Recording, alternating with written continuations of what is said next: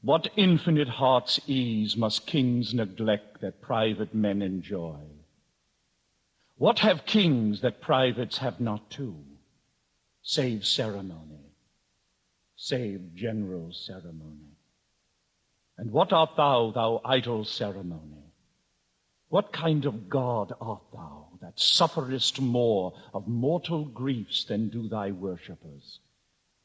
O ceremony, show me but thy worth. Art thou aught else but place, decree, and form, creating awe and fear in other men, wherein thou art less happy, being feared, than they in fearing? What drink'st thou oft instead of homage sweet, but poison flattery? O be sick, great greatness, and bid thy ceremony give thee cure. Canst thou, when thou command'st the beggar's knee, command the health of it? No, thou proud dream, that place so subtly in a king's repose. I am a king that find thee, and I know 'tis not the balm, the scepter, and the ball, the sword, the mace, the crown imperial, the throne he sits on, or the tide of pomp that beats upon the high shore of this world. No, not all these laid in bed majestical can sleep so soundly as the wretched slave, who with a body filled and vacant mind gets him to rest, crammed with distressful bread, never sees horrid night, the child of hell, but like a lackey from the rise to set sweats in the eye of Phoebus, and all night sleeps in Elysium.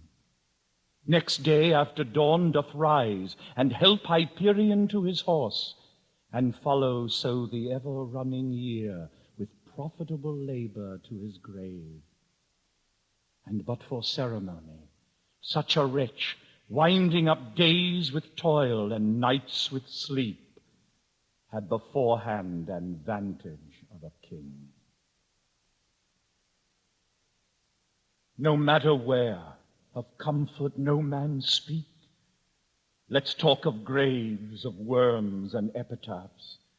Make dust our paper, and with rainy eyes write sorrow on the bosom of the earth. Let's choose executors and talk of wills, and yet not so. For what can we bequeath save our deposed bodies to the ground, our lands, our lives, and all our Bolingbrooks, and nothing can we call our own but death, and that small model of the barren earth which serves as paste and cover to our bones.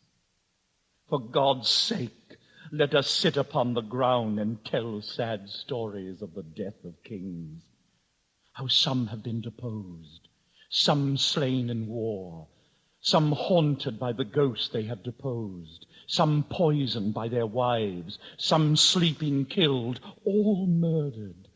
For within the hollow crown that rounds the mortal temples of a king keeps death his court. And there the antic sits, scoffing his state and grinning at his pomp, allowing him a breath, a little seen to monarchize, be feared and kill with looks, infusing him with self and vain conceit, as if this flesh which walls about our life were brass impregnable, and humid thus comes at the last, and with a little pin bores through his castle wall. And farewell, king, cover your heads, and mock not flesh and blood with solemn reverence. Throw away respect, tradition, form, and ceremonious duty, for you have but mistook me all this while. I live with bread like you, feel want, taste grief, need friends. Subjected thus, how can you say to me, I am a king?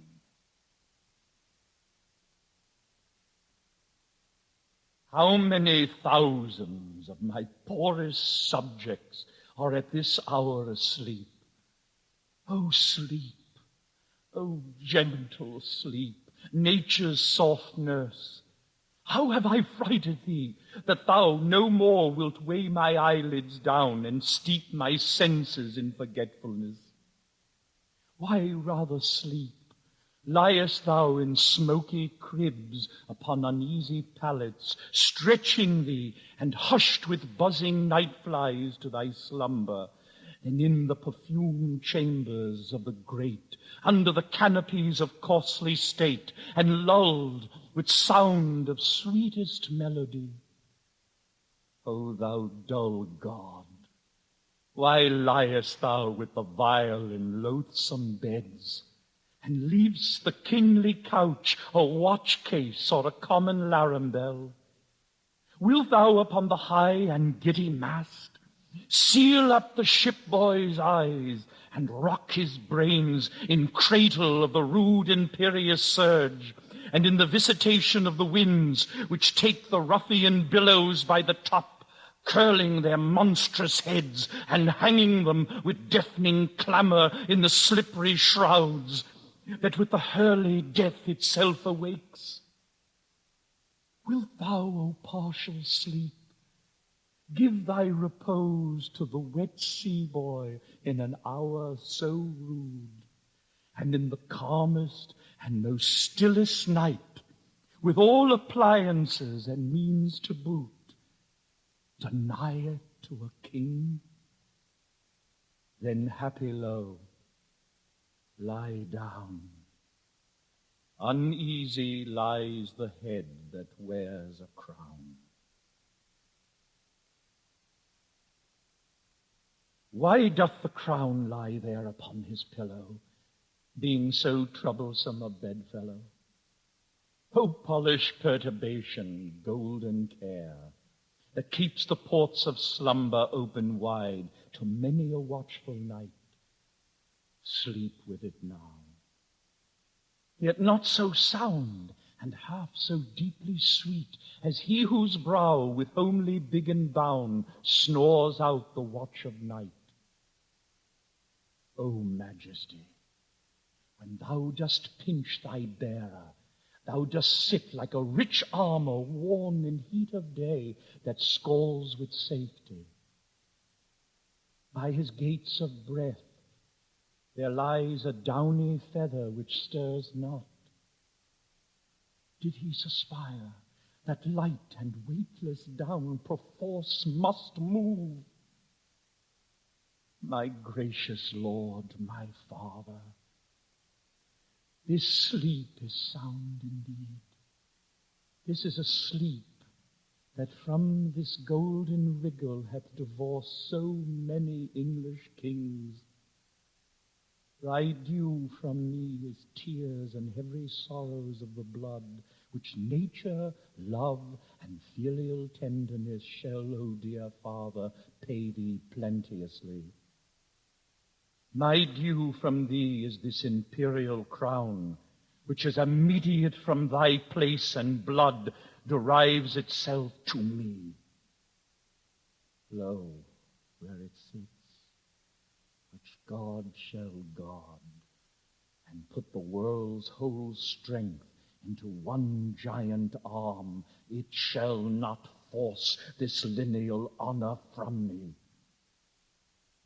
This from thee will I to mine leave, as 'tis left to me.